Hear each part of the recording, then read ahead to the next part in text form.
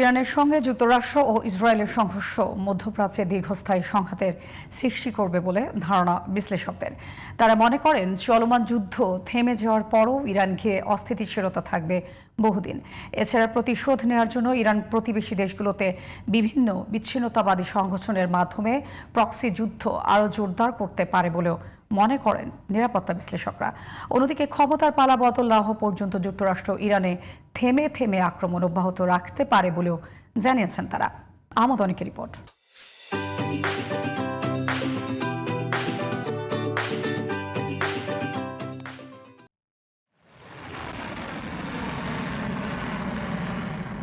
যত দিন যাচ্ছে ততই প্রবল হচ্ছে ইরানের উপর মার্কিন আগ্রাসন।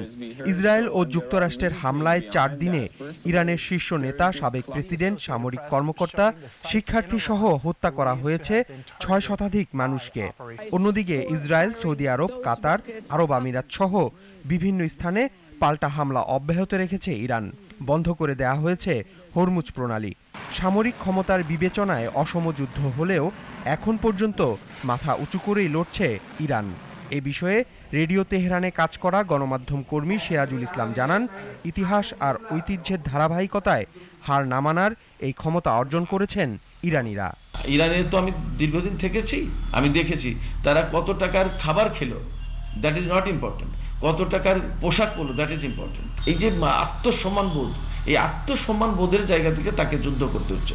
সেক্ষেত্রে 2 দিন অন্তর অন্তর যে আমেরিকা ইসরায়েল এসে হুমকি দেয়, যুদ্ধ করে, হামলা চালায়, এগুলো অপমান তার জন্য। এই অপমান যাতে রিপিট না হয়, এই রিপিটেশনের উৎস বন্ধ করে দিতে চাই ইরান। ইরান যেভাবে প্রতিবেশী রাষ্ট্রে হামলা চালাচ্ছে তাতে অনেকেরই আশঙ্কা এই যুদ্ধে জড়িয়ে পড়তে পারে মধ্যপ্রাচ্যের দেশগুলো। তবে নিরাপত্তা বিশ্লেষকের মতে সরাসরি যুদ্ধে না জড়ালেও যে অস্থিরতা শুরু হয়েছে তা আরও জটিল করে তুলবে মধ্যপ্রাচ্যের পরিস্থিতি। মধ্যপ্রাচ্যের স্থিতিশীলতা নষ্ট হয়ে গেল কিছুদিনের জন্য। আমেরিকা হয়তো মাসখানেকের ভেতরে ফিরে যাবে। এখানে যে শত্রুতার রূপ নিল, আর ইরান যেভাবে প্রক্সি হ্যান্ডেল করে, এখন তো খামেনির শোকে তারা পাগল। প্রচুর রকেট এবং মিসাইল তারা ছুটছে, তার সাথে এই প্রক্সিরা এখন দেখবেন যে এই আমেরিকান যত বেজ আছে মধ্যপ্রাচ্যে সবকটাকে তারা অ্যাটাক করার চেষ্টা করবে বিভিন্নভাবে। আত্মঘাতী হামলা বাড়বে। বিশ্লেষকরা আরও মনে করেন, ইরাক কিংবা লিবিয়ার মতো ইরানে ক্ষমতার পালাবদল করতে পারবে না যুক্তরাষ্ট্র। যখন গাদ্দাফিকে মেরে ফেলা গেল তখন কিন্তু লিবিয়ার পতন হলো, যখন সাদ্দাম হোসেনকে মেরে ফেলা হলো তবে ইরাকের পতন হলো। আমেরিকা সম্ভবত ভেবেছিল যে ইরানের ব্যাপারে ঘটনাটা একরকম হবে। তারা ভেবেছিল যে আয়াতুল্লাহ খামেনিকে যদি মারা যায় তাহলে লিবিয়া এবং ইরাকের মতো ইরানেরও কলাপস হবে। কিন্তু মনে হচ্ছে এই জায়গায় তাদের ক্যালকুলেশনে ভুল হয়েছে। ইসরায়েল এবং আমেরিকা চাইলেই এগুলো পারবে না, এবং ইরান বিশাল বড় দেশ, 9 কোটি জনগণ, অন্য মধ্যপ্রাচ্যের অন্য কোনো দেশের মতো না।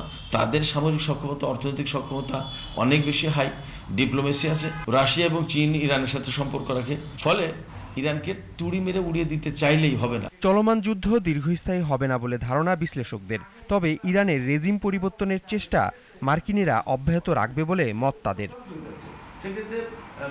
আহমদ অনিক, জিটিভি নিউজ, ঢাকা।